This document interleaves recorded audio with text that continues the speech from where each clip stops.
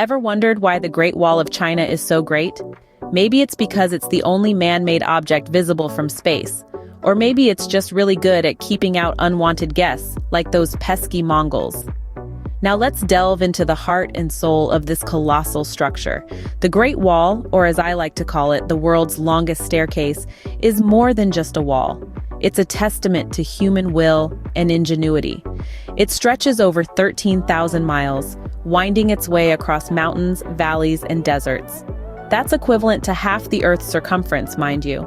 Constructed over 2,000 years ago, the Great Wall is not just a single wall, but a series of fortifications built, rebuilt, and maintained between the 5th century BC and the 16th century AD.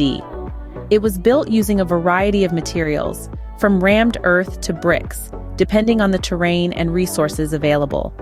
The wall was an impressive feat of engineering, considering the tools available at the time. Now, why was it built, you ask? Well, it was primarily constructed for defense against invasions, particularly from the Mongols. But it also served other purposes like border controls, regulation of trade and immigration, and as a transportation corridor. The wall was a multi-purpose megastructure before it was cool. Legend has it that the mortar used in the construction of the wall was made from sticky rice. That's right, sticky rice, can you imagine? Hey, we need to build a wall to keep out invaders. Let's use our lunch. Talk about a sticky situation, am I right? But don't let its age fool you. The Great Wall is not just a relic of the past. It's a living symbol of China's rich history and culture, attracting millions of visitors every year. It's a place where you can literally walk through history one step at a time. So, if you're in Beijing and you haven't visited the Great Wall, what are you really doing with your life? Ever wanted to live in a city where you're the only resident? Well, step into the Forbidden City, a sprawling, ancient metropolis smack dab in the heart of Beijing. Now, before you get any ideas, it's not actually forbidden anymore. That's right, they let tourists in. Imagine the surprise of the Ming and Qing dynasty emperors if they saw the selfie sticks today. This magnificent palace complex, with its grand halls and elegant courtyards, is a testament to China's rich history and architectural genius. The details in the design, the intricate carvings, the vibrant colors all tell a story of a time long past, yet preserved in these ancient walls. Now I know what you're thinking. This place is amazing. Why don't I just move in? Well, unless you're planning on becoming an artifact yourself, I'd advise against it. And remember, it's not actually forbidden anymore, unless you try to move in permanently. Can you imagine a temple that's so big, it makes other temples look like tiny houses? Welcome, dear listeners, to the Temple of Heaven, an imperial complex of religious buildings where heaven truly meets earth. Nestled in the heart of Beijing, this architectural marvel dates back to the Ming Dynasty, and it was here that the emperors prayed for good harvests and sought atonement. This sprawling complex is not just about its size, though. It's an emblem of Chinese symbolism and philosophy. The circular shape of its structures represents the heavens, whereas the square base embodies the earth. Every detail here whispers a story of China's rich past and diverse culture. Now here's a fun fact. Did you know that the Temple of Heaven is also known as a divine weather station? That's right. It's said that a prayer here can bring forth a sunny day. So if you're planning a picnic in Beijing, you know where to go first. Who needs a summer home when you have a summer palace? If you're seeking solace from the scorching sun and the bustling crowds of Beijing, the summer palace is the perfect retreat. This grand oasis, steeped in history, is a testament to the opulence of ancient China's royal families. Imagine yourself strolling along the long corridor, a kaleidoscope of vibrant paintings narrating Chinese folklore. Each step you take is a step back in time, a step into a story. And then there's the Kunming Lake, a tranquil body of water that mirrors the sky, creating a picture-perfect postcard view. But let's not forget, the summer palace is a popular destination, and with popularity comes, well, people. Lots of them. So if you're thinking it's a secret summer hideaway, think again. It's more like a party at the palace. Just remember to pack your sunscreen and your patience. You'll need both in equal measure for your summer palace adventure. Scene script. Ever been to an opera where you didn't understand a word but still enjoyed it? Picture this. Lavishly adorned performers in eye-catching costumes and outlandish makeup, a stage alive with acrobatics, and music that transcends language barriers. Welcome to the world of Beijing opera. It's a spectacle of color, sound, and movement that's simply mesmerizing. Now, the performers don't just sing, they act, they dance, they tumble, and they mime, all while wearing costumes that could rival a peacock's splendor. And the makeup? It's not just for show. Each color tells a story about the character's role, personality, and fate. And here's a fun fact. If you don't understand Chinese, Beijing opera could be the perfect place for a little snooze.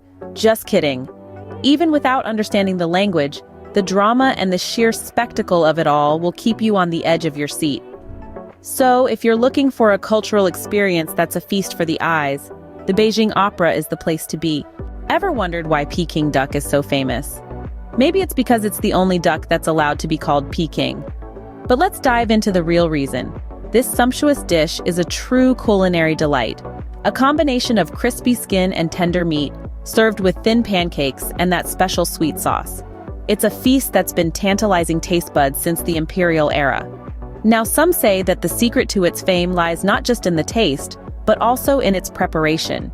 It's a process that's as much a work of art as it is a cooking method, involving air being pumped between the skin and the meat, and the duck being hung to dry before it's roasted to perfection. And don't worry about your diet when indulging in this delicacy. After the first bite, you'll be so entranced by the flavor, you'll forget calories ever existed. Just remember, it's not just a duck, it's a Peking duck. Ever get lost in a maze of narrow alleys and still enjoy it? Welcome to the hutongs of Beijing, a mesmerizing labyrinth where the city's ancient past and bustling present exist side by side. Picture this. Quaint courtyard houses dating back to the Ming Dynasty, nestled amidst trendy coffee shops and boutiques. Quite a paradox, isn't it? Now let's take a humorous turn. The hutongs are the perfect place to level up your navigation skills. You might start your day sipping on some artisanal tea and end up in an impromptu Mandarin lesson with a local. But hey, that's the charm of the hutongs. It's a place where Google Maps might surrender, but your spirit of adventure won't. So, pack your curiosity, lace up your walking shoes, and dive into the enchanting maze of the hutongs. And remember, getting lost in a hutong is a rite of passage in Beijing. Who needs a dog when you can have a panda? Now, I'm not suggesting you try to sneak one out in your carry-on luggage, but a visit to the panda house at the Beijing Zoo will leave you smitten with these adorable creatures. These black and white furballs are the real celebrities in Beijing. They have their own mansion, the panda house, with all the bamboo they could ever dream of. And trust me, they're not shy about their love for bamboo. You see, pandas live life in the slow lane, lounging and munching away. It's as if they're always on vacation. And who wouldn't want that life? Just watching them go about their day is enough to melt anyone's heart. That said, ever wondered why pandas are black and white? Well, some say they're just trying to look formal all the time. So, if you're in need of a good chuckle or a dose of cuteness, the Panda House is a must-visit. Ever been to a square that's more rectangle than square? Well, welcome to Tiananmen Square. This isn't your typical square, folks. It's a grand rectangle filled with history, significance, and an uncanny knack for attracting all sorts of interesting people. Established in the 15th century and spanning an impressive 440,000 square meters, Tiananmen Square is the world's third largest city square. It's a place where history echoes through time, where significant events have shaped the course of China's journey. Tiananmen Square is also a prime spot for people watching. From kite flyers to Tai Chi practitioners, from tourists snapping away on their cameras to locals simply enjoying a leisurely stroll. Ever seen a man walking his bird on a leash? Well, you just might here. Tiananmen Square, it's where history meets the everyday, where the past mingles with the present. Just remember, it's not just a square, it's a rectangle. Ever wanted to run on the same tracks as Usain Bolt? Well, here's your chance. Welcome to the Beijing Olympic Green, where champions are made and dreams come true. Here, you can feel the pulse of history, the echo of a billion cheers, and the spirit of camaraderie that transcends borders. Now let's take a quick jog down memory lane. Built for the 2008 Summer Olympics, this sprawling complex is more than just a sports venue. It's a testament to human resilience, aspiration, and the universal love for competition. And let's be honest, who hasn't imagined themselves on that podium? Gold medal around their neck, national anthem playing in the background? No? Just me then? Well, it's a great place to pretend you're an Olympian, even if your sprint is more of a leisurely jog. So if you're in Beijing, don't just visit, live the Olympic dream.